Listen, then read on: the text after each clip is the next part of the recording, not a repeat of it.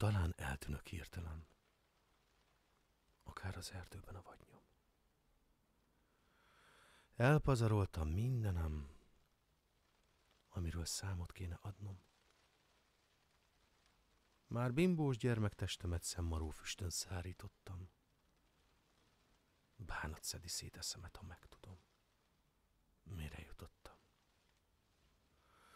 Korán vájta belém fogát a vágy, mely idegenbe tévedt.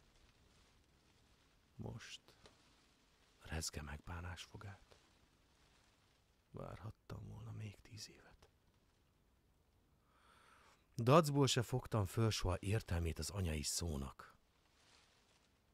Majd árva lettem, mostoha, és kiröhögtem az oktatómat. Ifjúságom e zöld vadont, szabadnak hittem, és öröknek. És most könnyezve hallgatom a száraz ágak, hogy zörögnek.